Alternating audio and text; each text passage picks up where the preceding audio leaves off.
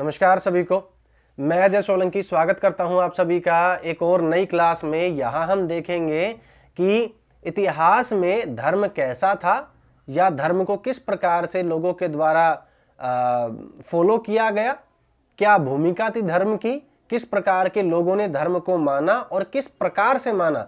इन सभी बातों को आज हम देखने वाले हैं। यह आपकी हिस्ट्री की क्लास है, एसएसटी की क्लास है, अलग अलग एग्जाम्स में आपके काम आएगी। अब देखना यह है कि जो एग्जाम है वो आपको देना कौन सा है। ठीक, आगे बढ़ते हैं।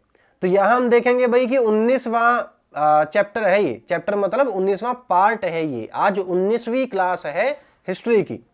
तो बढ़ते हैं आगे और देखते हैं कि आज की क्लास में धर्म के बारे में हम क्या देखने वाले हैं। तो देखो, दो प्रकार के लोग थे, एक थे नयनार, एक थे अलवार।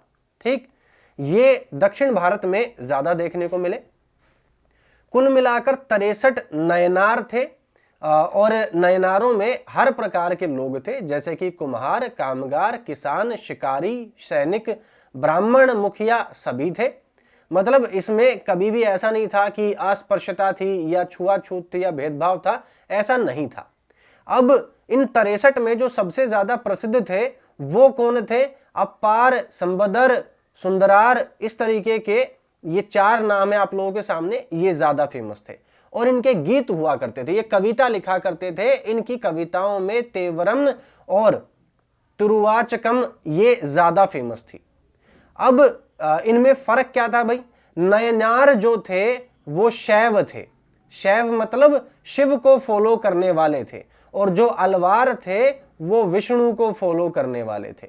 ये दोनों ही लोग बुद्ध और जैन के सख्त खिलाफ थे। उनको क्या करते थे? अपोज करते थे। ठीक, इन दोनों में आप याद रखना, आपसे पूछा जा सकता है कि नयनार किसके फॉलोवर थे और अलवार किसके फॉलोवर थे। नयनार शिव के फॉलोवर थे जिनको शैव कहा जाता था, और अलवार विष्णु के फॉलोवर थे। अब बढ़ते हैं आगे।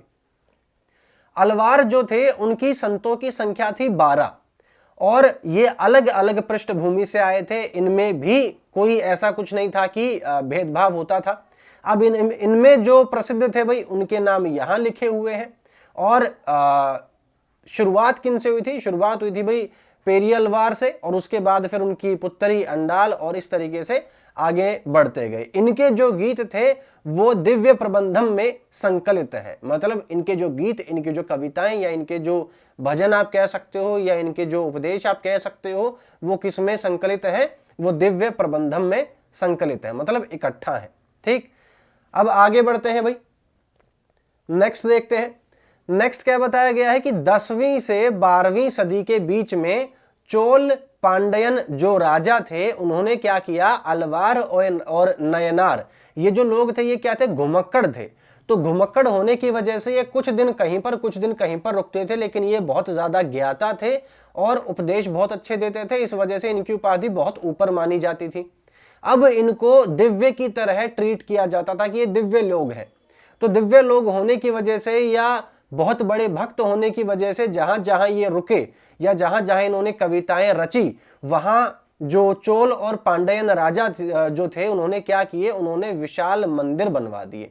और अब जब ये मंदिर बनवाए तो क्या हुआ कि भक्ति और मंदिर पूजा के बीच में संबंध स्थापित हो गया। ठीक, कि भक्त जो है वो मंदिर में वहां जाकर पूजा करेंगे जहां कभी नयनार या अलवार रुके थे।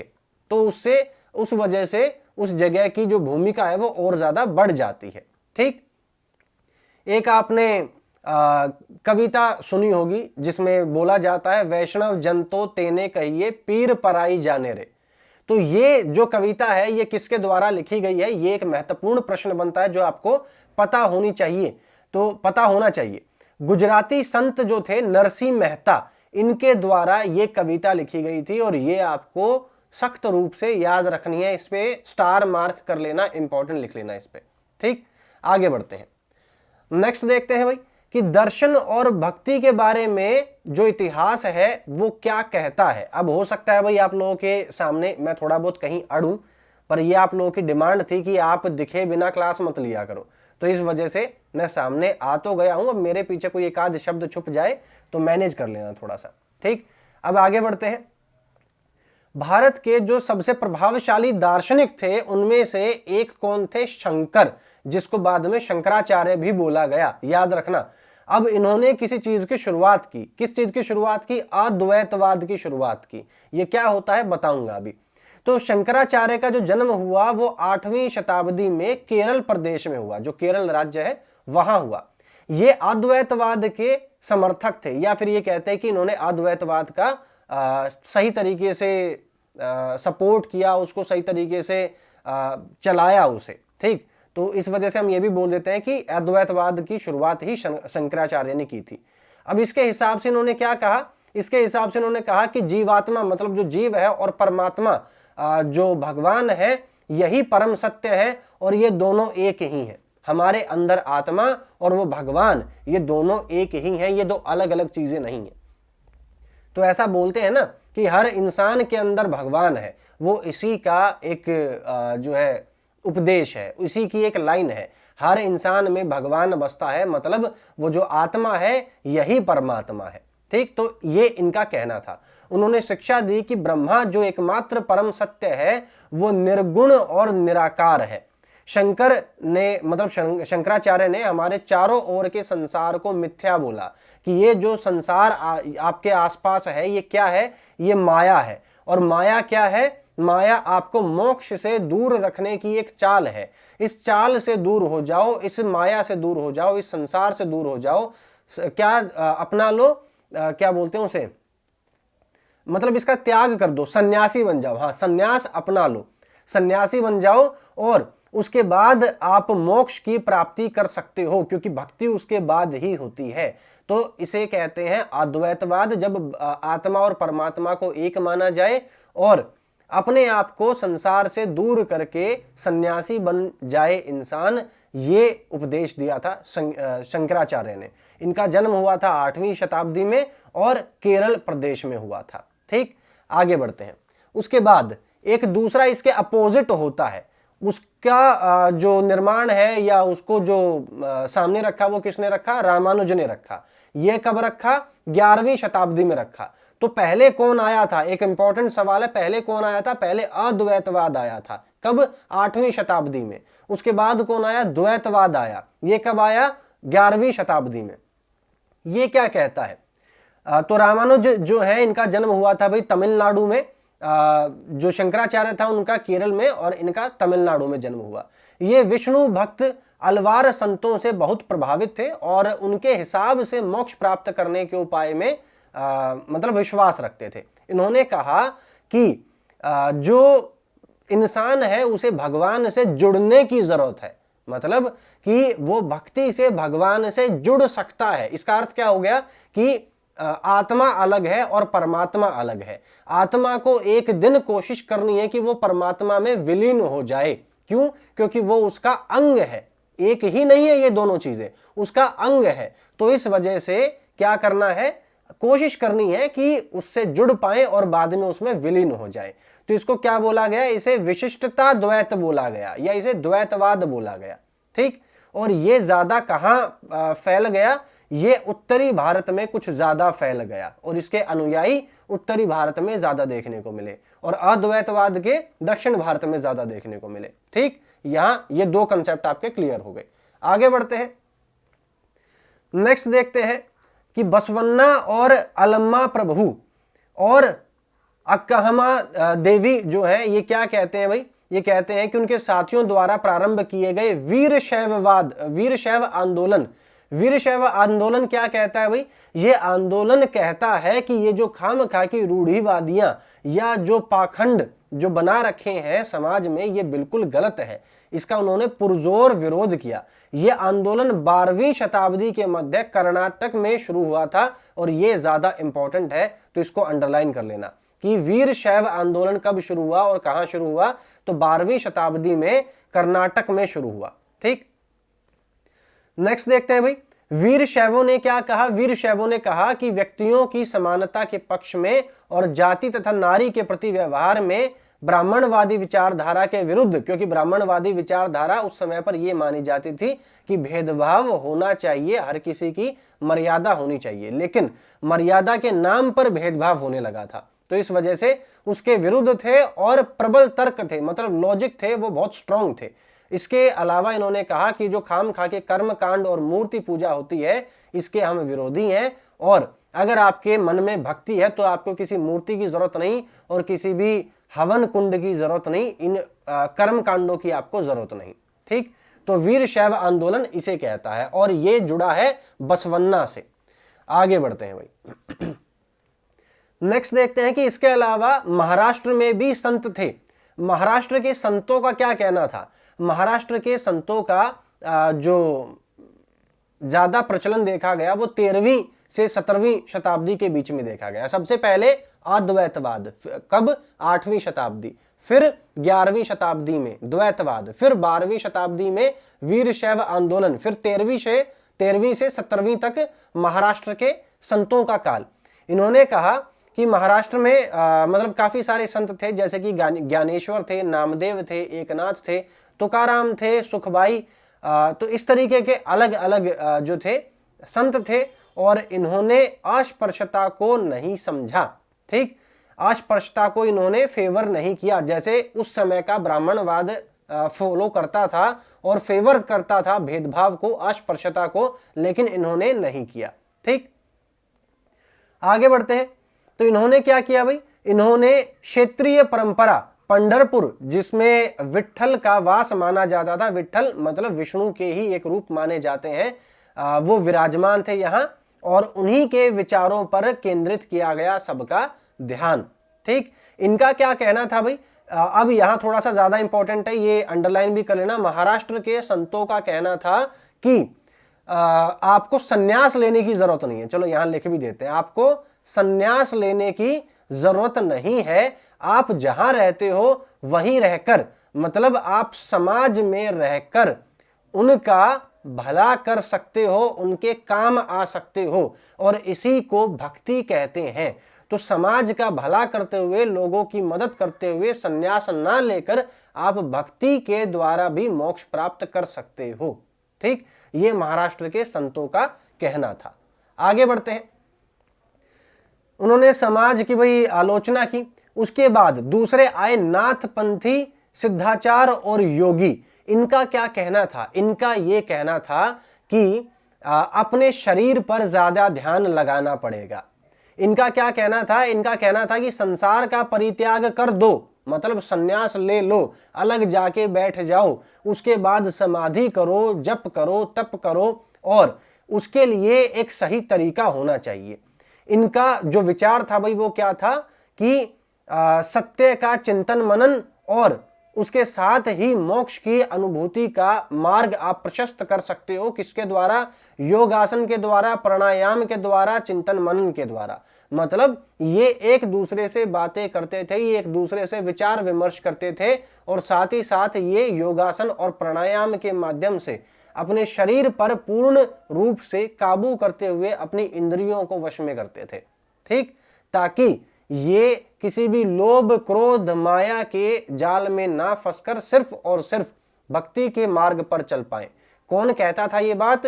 नाथपंथी और सिद्धाचार और योगी जन ये बात कहते थे। ठीक, अब नाथपंथी, जैसे आप यूपी में नाम सुनते हो ना, योगी आदित्यनाथ, तो उसके पीछे क्या लगा हुआ है? नाथ, तो ये नाथ पंथ कहलाता है। ठीक, आगे बढ़ते हैं भाई। नेक्स्ट देखते हैं। ये अपने मन और अपने शरीर को कठोर क्या करते थे? प्रशिक्षण देते थे। ये चीज आप लोग याद रखना। अब आगे बढ़ते हैं, हिंदू धर्म से आते हैं इस्लाम धर्म पर, और अब इसके बारे में देखेंगे कि इनका रवैया क्या था धर्म के प्रति। तो इस्लाम ने एकेश्वरवाद मतलब अल्लाह के प्रति पूर्ण समर्पण का दावा किया और ये बोला कि अल्लाह ही एक इकलौते भगवान है। मतलब इन्होंने एकेश्वरवाद मतलब भगवान एक है, मालिक एक है और वही सत्य है, ये बात उन्होंने कही।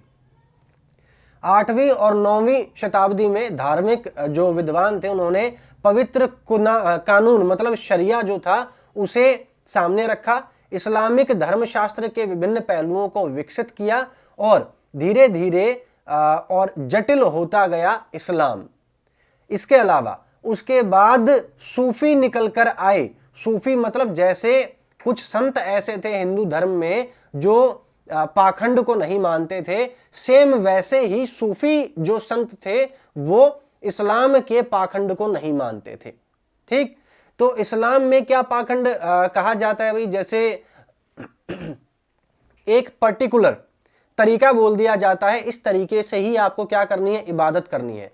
तो सूफी संतों का कहना था कि भगवान और मेरे बीच आने वाले तुम कौन हो, तुम कौन हो जो मुझे ये बताओगे कि मैं अपने भगवान से कैसे मिल सकता हूं, मतलब मैं अपने अल्लाह से कैसे मिल सकता हूं। तो ये भी एक क्रांतिकारी विचार है, और वो भी क्रांतिकारी विचार था जो ये कहता था कि हम मूर्ति पूजा नहीं करेंगे, हिंदू धर्म में ही कहते हैं। ठीक, तो ये भी दोनों अपने आप में क्रांतिकारी विचार थे। अब एक समय पे जाके सूफी संत और हिंदू संतों में कुछ समानताएं देखी गई। कैसे? सूफी संत भी कहते थे कि हमारा अपना तरीका है, जैसे मर्जी हम वैसे अल्लाह के प्रेम में खो जाएंगे। और सेम वैसे ही जो हिंदू संत हैं वो भी यही कहते थे कि ये आडंबर और पाखंड का सहारा लेने की जरूरत नहीं है, हमें पता है कि कैसे प्रेम भक्ति से हम अपने भगवान में विलीन हो जाएंगे। तो ये क्या है, ये ऐसा लगता है कि दोनों एक समय पर दोनों ने अपने विचारों का आदान प्रदान किया और एक दूसरे से प्रभावित थे, ये ऐसा लगता है, इतिहास कहता है ये। ठीक, आगे बढ़ते हैं भाई, नेक्स्ट देखते हैं। नेक्स्ट है आप लोगों के लिए कि गजाली, रूमी, सादी, ये कुछ महत्वपूर्ण सूफी संतों के उल्लेखनीय नाम है जो आप लोगों को याद करने हैं। इसके अलावा नाथपंथी, सिद्ध और योगियों की तरह सूफी भी यही मानते थे कि दुनिया के लिए अलग नजरिया अपनाने के लिए दिल को सिखाया पढ़ाया जा सकता है। तो उसके लिए क्या हुआ, उन्होंने किसी औलिया या पीर की देख रेख में जिक्र मतलब नाम का जप करना, हिंदुओं में क्या कहते हैं, नाम जप। नाम जप मतलब कि किसी को, जिसको भी आप फॉलो करते हो उसके नाम को आप कैसे करोगे, उसके नाम को जपते रहोगे, जैसे हरे कृष्ण हरे कृष्ण हरे कृष्ण हरे कृष्ण, ऐसे आप नाम जपते रहोगे। तो उसको इस्लाम में जिक्र बोला गया है। ठीक, नाम बदल दिया, प्रोसेस सेम है। चिंतन, हिंदू धर्म में भी किसी बात को लेकर चिंतन किया जाता है और इस्लाम धर्म में भी किया जाता है। समा मतलब गाना, गाना मतलब शब्द मतलब गजलें, गजलें मतलब जो भी भजन है वो। रक्स मतलब नृत्य।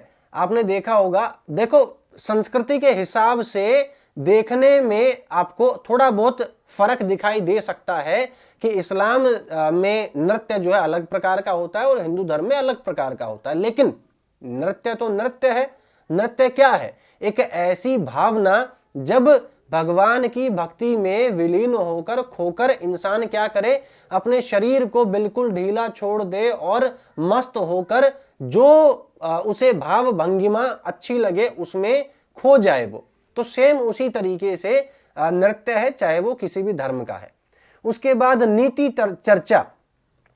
नीति चर्चा का अर्थ क्या हुआ कि जो भी नीतियां आप अपने धर्म के लिए बनाते हो पहले उस पर विचार विमर्श करो। सेम शरिया कानून बनाने के लिए इस्लाम धर्म में किया गया, और सेम किसी भी शास्त्र को रचने के लिए जो हमारे उपनिषद हैं, जो भी हमारे ग्रंथ हैं, उनको रचने के लिए हिंदू जो संत थे उन्होंने भी किया।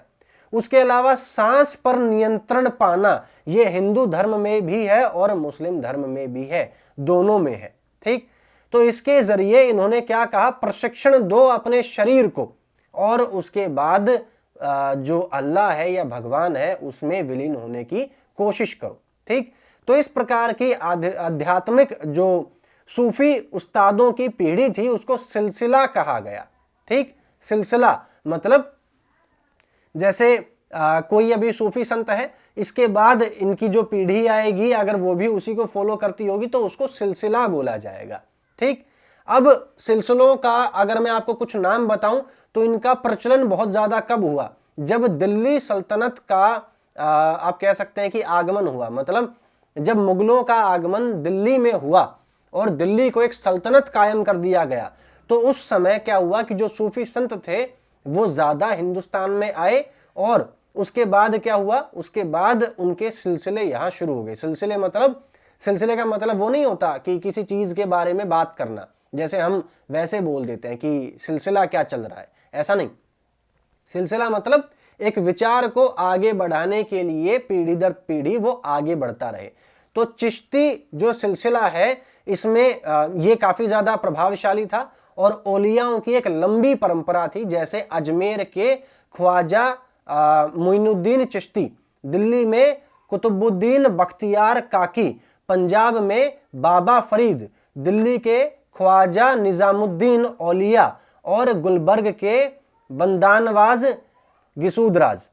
तो ये क्या है, ये अलग अलग सिलसिलों के नाम है, ये अलग अलग क्या है, ये अलग अलग परंपराएं हैं। ठीक, मतलब कि ऐसा नहीं है कि सारे सूफी संत एक ही प्रकार की विचारधारा रखते हैं, सारे सूफी संतों की अलग अलग विचारधारा।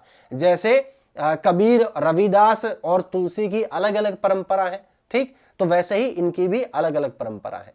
आगे बढ़ते हैं, नेक्स्ट देखते हैं भाई, कबीर को थोड़ा पास से जानेंगे। कबीर जी जो थे वो तकरीबन 15वीं और 16वीं शताब्दी के आसपास हुए थे। बहुत ज्यादा प्रभावशाली संत थे। पालन पोषण जो था वो बनारस में या उसके आसपास ही एक घर में हुआ, जो मुसलमान जुलाहा परिवार था, मतलब बुनकर जो होते हैं वो थे।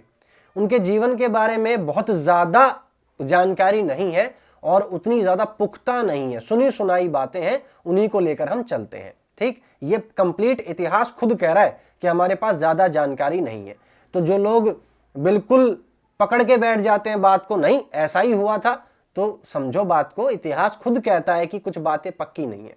ठीक, आगे बढ़ते हैं।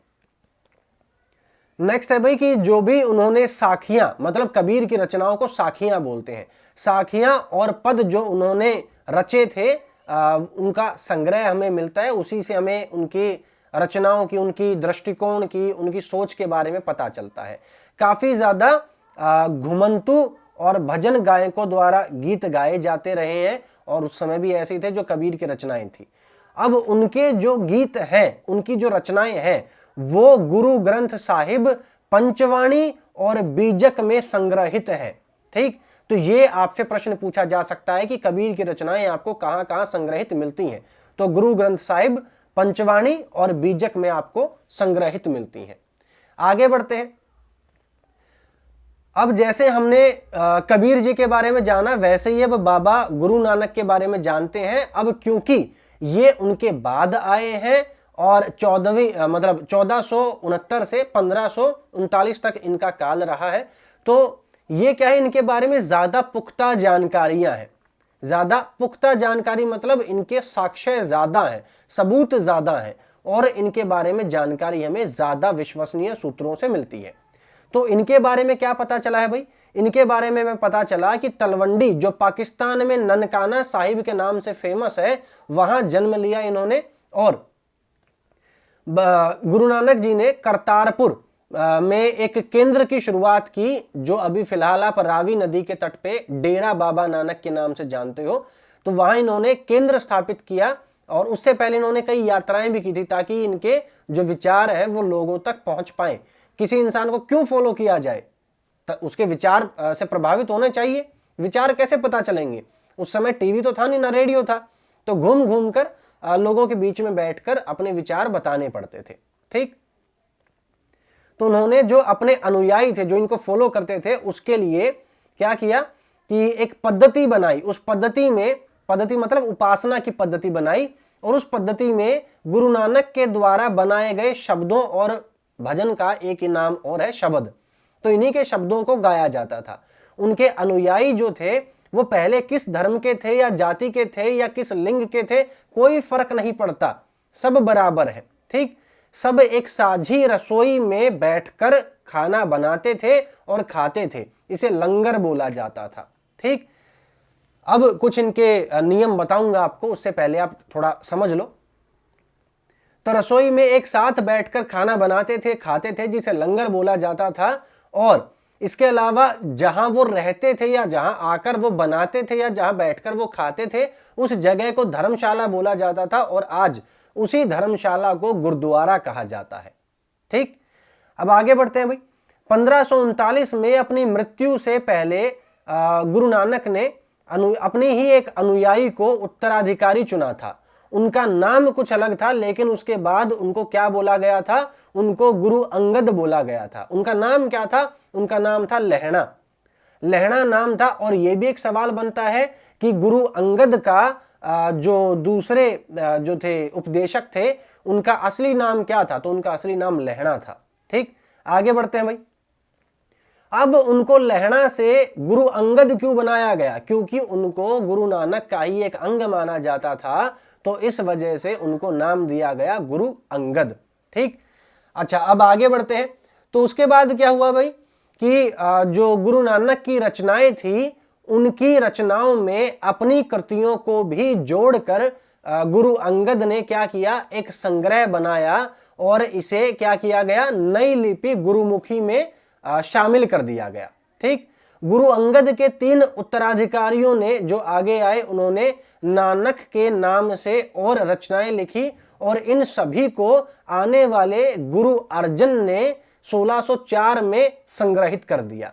उसके बाद इस संग्रह में शेख फरीद, संत कबीर, भगत नामदेव और गुरु तेग बहादुर जैसे सूफियों, संतों और गुरुओं की वाणी को और जोड़ा गया और 1706 में इसे और ज्यादा वृहत मतलब व्यापक और ज्यादा विस्तृत बनाकर गुरु तेग बहादुर के पुत्र और उत्तराधिकारी गुरु गोविंद सिंह ने प्रमाणित किया और संग्रहित कर दिया, जो आज आप किस में देखते हो? सिखों के ग्रंथ गुरु ग्रंथ साहिब में आप संकलित देखते हो।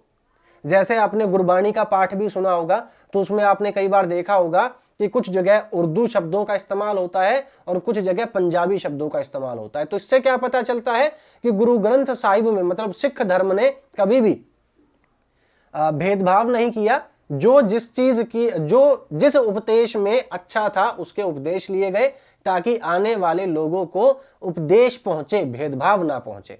ठीक, और आगे बढ़ते हैं भाई। नेक्स्ट देखते हैं। नेक्स्ट है कि 17वीं शताब्दी के प्रारंभ में केंद्रीय गुरुद्वारा हरमंदिर साहब, जिसे हम स्वर्ण मंदिर बोलते हैं, एक और पॉइंट बन गया यहाँ पे, स्वर्ण मंदिर को हरमंदिर साहब भी बोलते हैं, के आसपास रामदासपुर शहर विकसित होने लगा। रामदासपुर शहर मतलब अमृतसर। तो एक और आपका क्या पॉइंट बनता है कि अमृतसर का क्या नाम है? रामदासपुर शहर। तो उस समय पर क्या था कि जो अंग्रेज थे ना, उनको थोड़ा सा खतरा हो गया था इनसे। तो इस वजह से बाद में आपको पता है कि काफी ज्यादा और हरकतें हुई थी, वो बताऊंगा आपको। लेकिन इस समय क्या हुआ था? इस समय यह हुआ था कि जो सिख थे वो एकजुटता की तरफ चलने लग गए थे और उनको राज्य के अंतर्गत राज्य माना जाने लगा था। ठीक, मुगल सम्राट जहांगीर जो थे इस समुदाय को अपना और खतरा भी मानते थे। अंग्रेज नहीं, जहांगीर की बात कर रहा था, मुगलों की बात कर रहा था। तो ये जो थे वो अपने लिए खतरा मानते थे और इस वजह से 1606 में गुरु अर्जन को मृत्युदंड दिया गया था। मतलब खाली यही नहीं थे, इसके बाद और भी भाई दयाला और मतलब बहुत सारे नाम है, मैं कितने नाम गिनवाऊंगा आपको।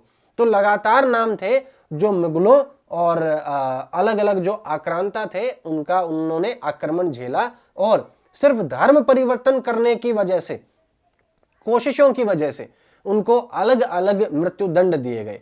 किसी को रुई में लपेट के जलाया गया, किसी को खोलते लिक्विड में बिठा दिया गया, किसी को आरे से बीच में, मतलब इमेजिन करके देखो, किसी को सिर के बीचों बीच आरे से चिरवा दिया जाए, बीचों बीच से कटवा दिया जाए, कितनी बड़ी बात है।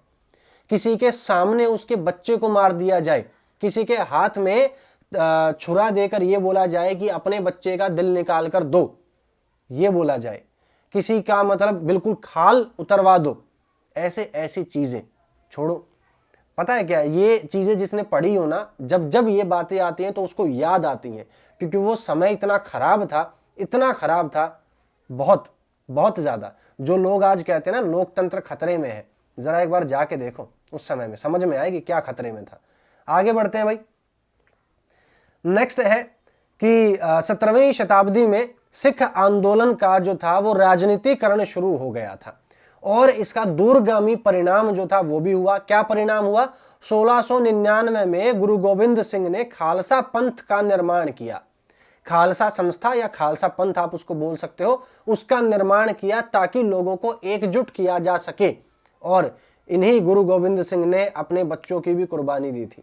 मतलब कौन ऐसा गुरु नहीं था जिसने अपने बच्चों की कुर्बानी ना दी हो, सबने दी थी अपनी कुर्बानी, अपने बच्चों की कुर्बानी, कुर्बानियां ही कुर्बानियां भरी पड़ी हैं अगर आप पीछे पलट के देखोगे तो। आगे बढ़ते हैं भाई। लगातार कोशिशें होती रही भी लोगों की सोच बदलने की, और इन्होंने अपने उपदेश में क्या बोला, अपने उपदेश में इन्होंने 3 शब्दों का प्रयोग किया, नाम, दान और स्नान। स्नान मतलब स्नान। तो इसका अर्थ क्या था? इसका अर्थ था, नाम का अर्थ जो था वो उपासना से था, मतलब नाम लो भगवान का। और दान का अर्थ क्या था? दान का अर्थ था भला करो दूसरों का। और स्नान का मतलब, स्नान का क्या तात्पर्य था? अपने विचारों को स्वच्छ रखो, पवित्र रखो। ठीक, स्नान का मतलब ये नहीं है कि सर पे पानी डालो रोज नहा के घूमो, इसका अर्थ था कि मन को पवित्र रखो, मन को शुद्ध रखो। तो 3 उपदेश थे, इन 3 आधार पे मानवता का निर्माण हो सकता था। पहला, भगवान का नाम लो, धार्मिक बनो। दूसरा, दूसरों की भलाई करो, दूसरों की भलाई करोगे तो अपने आप ही दूसरों का नुकसान कभी नहीं करोगे। तीसरा, कि अपने मन को शुद्ध रखो, पवित्र रखो। ठीक, उसके समय के साथ साथ क्या हुआ, इनमें कुछ बदलाव होते चले गए। बदलाव के हिसाब से क्या हो गया, नाम जपना, कीर्त करना और वंड छकना, ये 3 उपदेश दिए गए। ये उपदेश क्या कहते हैं? ये उपदेश कहते हैं कि उचित विश्वास और उपासना करो। ठीक, ईमानदारी पूर्ण निर्वाह करो और संसाधनों को मिल बांट कर प्रयोग करो। मतलब कि कोई अमीर है, कोई गरीब है, एक रसोई में आओ, खाना बनाओ, साथ बैठ के खाओ। तो संसाधनों का मिल बांट के क्या करो, उपयोग करो। इस वजह से गुरुद्वारे में हर रोज लंगर लगता है और बिना किसी की जाति, धर्म और सिचुएशन पूछे, परिस्थिति पूछे, सबको खाना खिलाया जाता है। ठीक, और आगे बढ़ते हैं भाई। नेक्स्ट देखते हैं, नेक्स्ट बात करते हैं। देखो हमने किसकी बात की? 3 की बात की, हिंदू धर्म, इस्लाम धर्म और सिख धर्म। अब बात आती है किसकी? क्रिश्चियन धर्म, कैथोलिक की।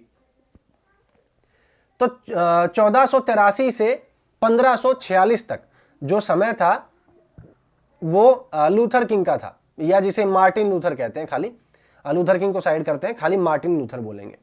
तो मार्टिन लूथर जो थे, इन्होंने महसूस किया कि रोमन कैथोलिक चर्च जो है वो खुद बाइबल के अकॉर्डिंग नहीं चल रहा है। उसके कई सारी जो चीजें हैं, कई सारे जो काम हैं, वो बाइबल के खिलाफ जा रहे हैं।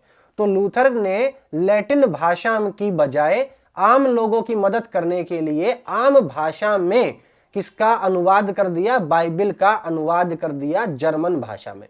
ठीक, जर्मन भाषा में अनुवाद करने के बाद दंडमोचन की प्रथा का विरोध किया इन्होंने। दंडमोचन की प्रथा क्या थी?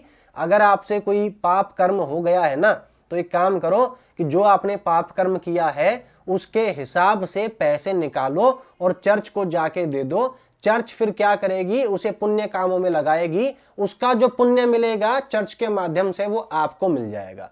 कुल मिला के पैसे इकट्ठा कर रहे थे चर्च वाले, और कुछ नहीं था। ठीक, तो उन्होंने क्या किया? इन्होंने जब जर्मन भाषा में बाइबल का अनुवाद कर दिया तो लोग समझने लग गए। और उस समय पे जो प्रेस थी, प्रेस मतलब जो छापे खाने थे, उनकी मदद से प्रतियां बनी, मतलब कॉपी काफी ज्यादा बनी इन्होंने जो अनुवाद किया था उस किताब की, और इस वजह से सब कुछ काबू में आ पाया। तो ये इतिहास बताता है भाई आप लोगों के धर्म के बारे में। धर्म तो मेरा भी है, मतलब हम सब लोगों के धर्म के बारे में। शुरुआत कैसे हुई, आगे कैसे बढ़ा, कैसे सब चीजें चली। तो ये एक और जो आज का हमारा पॉइंट था वो हमने कवर किया कि इतिहास में धर्म की भूमिका क्या रही और वो किस हद तक माना गया, किस हद तक जाना गया और कब कब परिवर्तन किया गया। इस धर्म को बनाए रखने के लिए किन किन लोगों ने अपना योगदान दिया। ठीक, तो ये सब बातें थी। उम्मीद करता हूं भाई आप लोगों को सब कुछ अच्छे तरीके से समझ में आया होगा। ये आप लोगों के लिए एक रिकॉर्डेड क्लास थी, क्योंकि मुझे भरोसा नहीं कि दिन में क्लास आप लोगों के लिए लाइव में रख पाऊँ ना रख पाऊँ। तो इससे बढ़िया है कि एक रिकॉर्डेड क्लास आप लोगों के लिए मैंने रख दी, ताकि आप लोगों की पढ़ाई का नुकसान ना हो। ठीक, एक क्लास और आप लोगों के लिए शाम को बहुत तगड़ी आपको मैं प्रोवाइड कराऊंगा, जिसमें ये बताऊंगा कि वो कौन सी गलतियां हैं जो आप लोग करते हो, इस वजह से सीटेट पास नहीं होता, इस वजह से टेट पास नहीं होता। तो उस चीज़ को ज़रूर देखें।